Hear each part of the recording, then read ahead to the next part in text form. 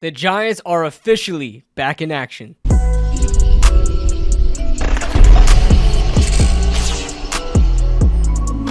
What is going on, guys? What is going on, 27 Squad? Welcome back into another video. As I mentioned, the Giants are back. We are getting this 2025 season underway, and we have to start with OTAs. Now, you read the title correctly and the thumbnail. This is day 2 of OTAs. It's not that I didn't post day 1 of OTAs. There was just nothing to post. As you guys know, I do this to myself every year. I always forget. OTAs day 1 is always indoor classroom sort of workshop and sort of, behind closed doors type of thing, where it's kind of like an orientation to, start the football season and having the players get to know each other and come together and things like that. So there's nothing to report on. So I was preparing myself yesterday to start reporting on stuff, and I'm like, what the hell is going on here? But yeah, today is the official day where they're outside. They have helmets on. They're running some 7-on-7, 11-on-11s. Everybody showed up for OTAs. This is how you know you're building something. You're building a culture. Everybody showed up. I believe Andrew Thomas did not. I think he's there in the building. We just didn't see any of him. He didn't work on any of the drills. It's not like he has anything to prove anyway. It's Andrew Thomas, one of the best players on our team, obviously, and also just a great human being too. So it's not like he's doing anything rebellious or anything like that. He's just not there. Malik Neighbors is dealing with a toe injury, and this is something that RoundTable mentioned in his presser, where it's not too much of concern. They're just keeping an eye out. They're not trying to push anything. It is just OTAs. Malik Neighbors was out there. He was out on the field, but he didn't practice. He was just with everybody else. That toe injury is something that he's been dealing with since college, and it also kind of poked its head up back last year in his rookie season. And I also remember them reporting on that as well. So they're just keeping an eye on it. Nothing to worry about. Also, Tyrone Tracy, our guy TT29, is dealing with an illness right now. He's probably just sick or something like that, so he wasn't able to come in. But he was there, but just not practicing. Apparently, everybody was there. Doesn't mean that you have to see them on film or on the field. Everybody was there, apparently. So as you guys know how OTA works, it's not training camp, and I think a lot of people get that confused. It's not training camp, so they're not having the pads on. You're really not getting anything of what these players are yet. They're literally just shaking the rust off and going over the plays and just practicing and it's almost like you guys are out there running routes in your backyard. That's pretty much what OTAs are. So I'm not going to go into breaking down, footwork drills and ladder drills and basic passes here and there. Like you see some clips on Twitter I'll probably show them in this video, but we're not going to be going too deeply into that because I don't really care. It's what football players do. But you guys watch these videos because I take all the articles, all the tidbits that everybody, all the analysts and beat writers put out there, and I put them all into one video so you guys don't have to do all the research yourself. So here we are. All right, as RoundTable said in his presser, OTAs are pretty much just passing camps. It's really just going out there and passing the ball. It's really for quarterbacks, if anything. So obviously, quarterbacks got the most attention today, with all the quarterbacks getting some action today and a decent amount at that. You had Russell Wilson with 15 reps on, first team reps. Jameis Winston also had 15 reps, and I don't think they're just first team reps, but obviously Russell only got first team reps. But Jameis was working 15 reps between first and second team. Jackson Dart had 14 reps, and Tommy DeVito's reps aren't it's non-applicable. It's an NA right now as far as Connor Hughes has reported it, but he said that he didn't get a lot. The fourth-string quarterback doesn't really get a lot of reps, if any, so his opportunities were very limited, but apparently he did the best with what he had. I believe he also threw a touchdown in those limited reps. Jackson Dart had 4 total touchdowns. He had 3 passing touchdowns. I don't know which one was the other one too. Oh, it was Turbo Miller. It was Dante Turbo Miller. And then you had a touchdown thrown to his former teammate Juice Wells from Ole Miss. And then you had a deep crossing route to Jalen Hyatt over the head of Bobby Okereke, which a lot of the writers are saying was amazing to see, and I love how they're utilizing Jalen Hyatt. I believe this was on first team, so Jalen Hyatt was getting some first team reps because you're going against the first team defense. Bobby Okereke is not going to find himself on second team defense, so that must have been a first team rep there over the head of Bobby Okereke to Jalen Hyatt. I really want to see the Giants unlock Jalen Hyatt. You know, I talked with Carl Banks and Bob Papa about, and I don't have the video film of it because I recorded it but didn't record my own voice, so I didn't record the screen, so you weren't able to hear what they were saying. But you know, they had a Twitter space and we talked about Jalen Hyatt, and I had a question about Jalen Hyatt and what's been going on with him.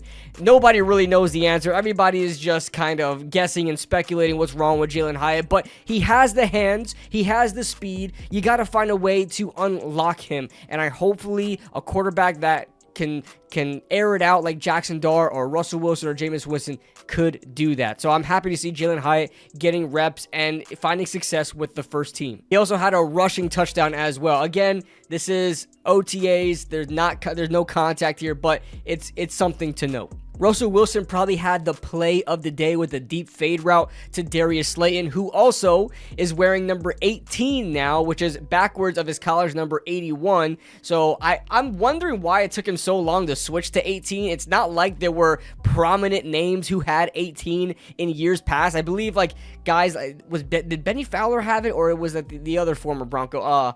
I think it was Benny Fowler, right? That had it at 18 at some point, or Colin Johnson or something like that. Like, random guys. Like, nobody really cares about, you know, he could have had that number very easily. I'm wondering why he decided to switch it now, even though there are probably a lot of folks out there who, I said folks, oh my God. There are a lot of fans out there that probably bought his jersey 86, so now they got to figure out what to do now. But Darius Slayton just doing Darius Slayton things. I'm happy to see Russell Wilson finding some chemistry with him. Jameis Winston has some touchdowns as well, but threw an interception to Dane Belton, but apparently it was off the hands of a receiver. His name escapes me right now, but I'll probably plug it in somewhere. But it was off the hands of a receiver. It was bobbled, it was popped up, and Dane Belton came down with it, and it turned into a pick six. Man, Dane Belton is just one of the most confusing players, isn't he? Like, if you watch him on film, he's not good. Like, he's just not good. But he always finds a way to show up on the turnover sheet. Always, whether it's a forced fumble, which I think he's pretty good at. He's good at tackling. He's good at forcing the ball out. But like, just his coverage and being there at the right time is just like, it almost seems like luck at some point. I mean, there's only so much you can say when he keeps getting turnovers. You can't really chop it down to luck, but he's just not that good, and I'm just surprised that Dane Belton is always able to find the football, so props to him, man. And you already know, our glorious king, Micah McFadden, already making plays with an interception of his own. Take that, Bobby Okereke. And I don't know who it was on. Russell Wilson and Jameis Winston and Jackson Dart split reps with the first team, so I don't know who it was on. It's not specified who he picked off, but doesn't matter. Our glorious king has won already. The Giants try to give aura points to Tyler Nubin with this awesome photo of him, what looks to be an interception, but if you guys check all the articles, there is nowhere that states Tyler Nubin had an interception. Well, that's because on the report that literally came out as I was reporting this, Dan Solomon on Giants.com said that Tyler Nubin nearly had an interception, and he was kicking himself around because he dropped the interception. So, 0 aura points for Tyler Nubin. The picture looks cool, though. Some interesting notes. These were the most interesting notes that I were able to find scouring on the interwebs. The starting offense is exactly how you would think of it if Andrew Thomas was there, but since Andrew Thomas is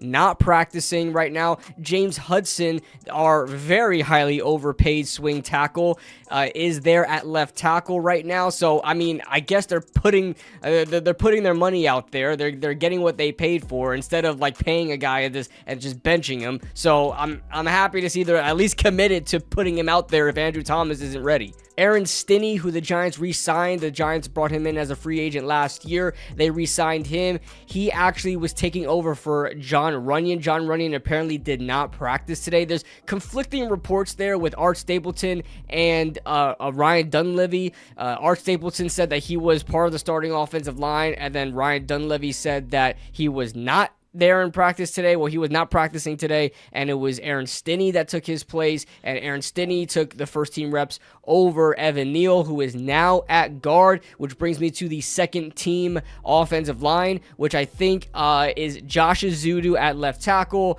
You have Evan Neal at left guard, Austin Schlottman at center, and I have to look at my notes real quick. Jake Kubis, who a lot of people are really excited about, at right guard, and of course Marcus Bowe, the Giants' 5th round rookie out of Purdue, at right tackle. Two more interesting notes: Mike Kafka has been seen on the radio calling plays. That's been a big point that everybody wanted to figure out when going into these offseason programs, OTAs, training camp, and things like that, is who is going to be calling the plays. Right now, it's Mike Kafka. I really wouldn't doubt it if Brian Daboll takes over at some point, whether that be still in OTAs or in training camp, to try to rotate around and see what's the best fit there, or maybe Mike Kafka just completely takes reign. But a lot of people were predicting, after the comments that John Mara made about how Brian Daboll shouldn't be the play caller, a lot of people speculated that maybe the play calling will go back to Mike Kafka, who I believe hasn't called plays since 2022 with his first year here. I believe so.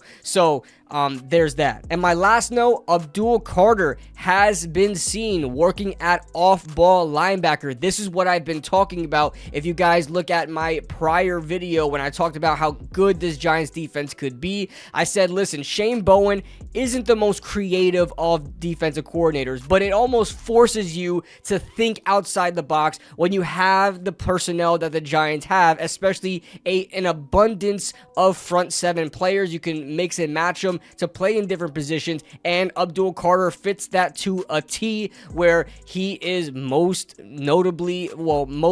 experienced as an off-ball linebacker, and he's still working as an edge rusher, and he's still a good off-ball linebacker. So I've said in my prior video that I really think Abdul Carter is going to be used as an off-ball linebacker a lot, and that unfortunately means our glorious king Micah McFadden may not be seeing a lot of reps. He may see a dip in reps with Abdul Carter there, but I just want to see the Giants go out there and perform and do it well, and you got to make sacrifices if you want to see your team do well. So I thought that was very interesting. I can definitely see Abdul Carter in the season, on game day, playing off-ball linebackers, and especially on more athletic, out-the-pocket, dual-threat quarterbacks like Jaden Daniels, and kind of spying him around and following him around. That's definitely something, a role I see for Abdul Carter for Jaden Daniels for sure. Other than that, there were tidbits here and there, nothing too crazy to note that I'm not going to put into like a huge video 30 minutes long of random facts